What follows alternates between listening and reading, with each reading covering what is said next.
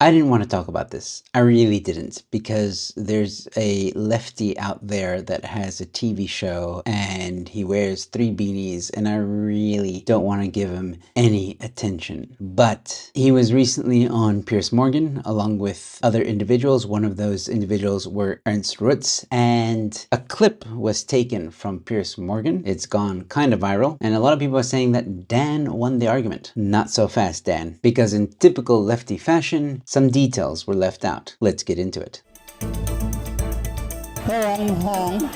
My wife, she get it. Yeah. Did I hear that correctly? Hello, ladies and gentlemen. Welcome to Newsflash. I'm your host, Emilio. Thanks for tuning in. Okay, so I'm going to play the clip. Okay, this is the clip that has gone viral. Anybody who is just not woke, it's going to be cringy. I'm warning you now. I'm giving you a fair warning. This is going to be cringy as. But yeah, just bear with me because there is something good coming afterwards. Dan Calder, you're mocking what you've just been hearing. Why? Well, it's just fun to be in the front row of the audience for the circus, Piers, to hear this level of hilarious lying and grifting. So he doesn't name you a single race law that genuinely has anything wrong with it. By the way, then he says the problem is implementation. And then he leaps to, oh no, forget that I was talking about laws. The education system is broken. Doesn't show you which law that has racial redress parts into it could have caused that to happen. Piers, let me clear up these actual laws, because what they tried to do was have a deluge of hundreds of laws and hope that nobody would read them. But I went through their list. I actually covered 25 of the 142 laws on my TV show a few weeks ago.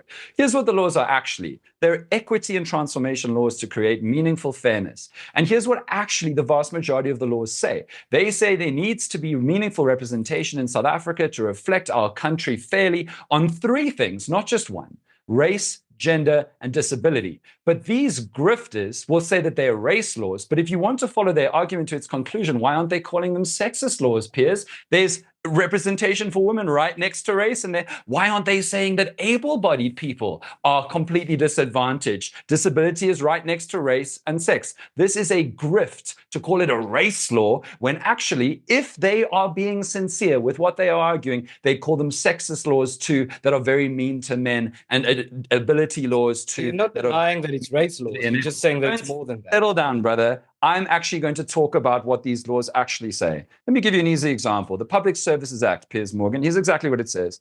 It's to address imbalances of the past to achieve a public service that broadly represents the South African people, including representation according to race, gender, and disability. That's on their list. That's on their list. And when it comes to, oh, black people haven't been helped by these laws, that is frankly shambolically untrue. We now have a black middle class in South Africa. Sure, it hasn't helped enough black people, and there's a long way to go. But do you know why we have a black middle class? One of the main reasons why we have a black middle class is that the South African government has hired black people into public service and given them the reliable, deserved jobs that have lifted them out of poverty. That didn't exist 5 years ago, 10, 15, 20, 25, or 30. There is active transformation happening through these policies. Ernst Roets is going to complain about extreme examples where there are corruption and kickbacks, and in every single system that happens, and we should try to get rid of them. But he's not been able to show a single sincere problem with any of these laws. He's Googled the word disadvantaged in acts and then called them race laws. But if we're going to follow his argument, why isn't he calling them sexist or anti-able? Every government in the world is as corrupt as the South African. Okay, let me bring in Gareth. That's a straw man, my friend. That is a straw man. They are all right, thank you.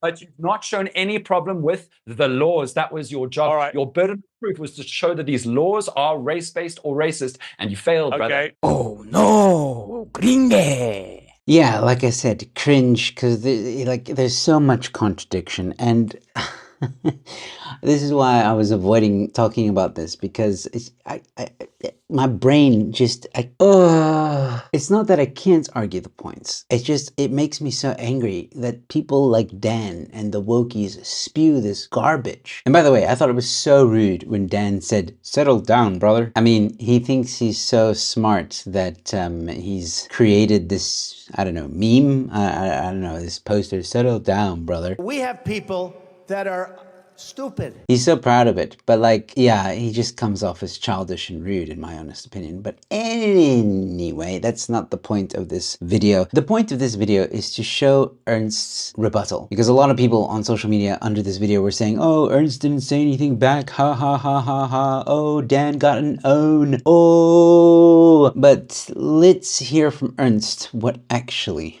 happened. First, Ernst is going to give his rebuttal and then explain why he didn't reply. I've noticed that some Dan Quarter fans think he made some kind of breakthrough on Piers Morgan's show. I had to rewatch to understand why. He had some creative insults, which is a good debate tactic, but says nothing about the actual argument. As far as the argument is concerned, all he did was to argue that race laws are not race laws because it discriminates on other grounds as well. That race laws are not race laws when it also discriminates on the basis of gender. What Dan and his fans don't seem to comprehend is that if a law discriminates on the basis of race and gender, that only means that it's both a race law and a gender law. Dan's argument is the logical equivalent of saying that apartheid didn't discriminate against black people because it discriminated against Indian people too. Imagine how bizarre it would sound if I tried to make an argument on the basis of Dan's logic. Furthermore, he went on to argue that race laws are good for the economy because the black middle class is growing as a result of it. He went on to argue that black people need race laws, even though he denies that they are race laws because they are also gender laws, to succeed by suggesting that if it weren't for these laws, the black middle class wouldn't have grown. I find this type of reasoning utterly condescending, not to white people, but to black people. Dan's entire argument is based on the belief that black people cannot succeed by themselves and require government intervention. There is a term for this. It's called the soft bigotry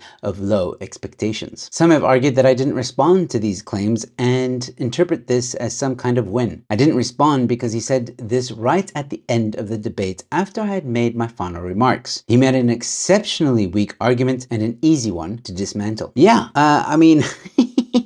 I would pay to see Ernst and Dan in a one-on-one debate because Dan would be eaten alive. There's no doubt about that. Dan was so out of his field, and just because he got the last say, was able to say what he wanted to say, be condescending, be rude, be all the things that he normally is, and obviously has a big head now because he thinks he won. And this is typical lefty fashion, right? They just take a clip out of context, make it look good, and then, yeah, the other lefties just lap it up and start clapping like seals.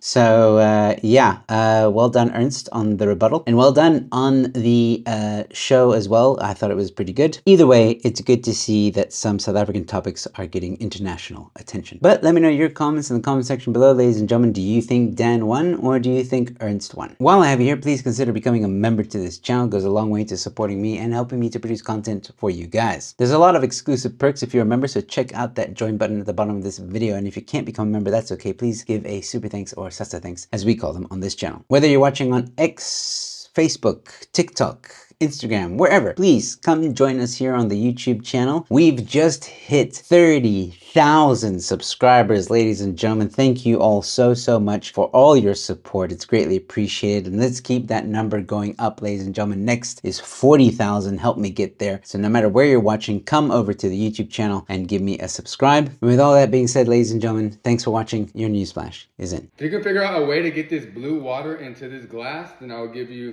$100, right? But here's the catch. This glass needs to be face down, all right? And you cannot break this glass, cannot cut a hole or anything like that. And this water needs to get in this glass while this glass is face down. Okay. All right, go ahead.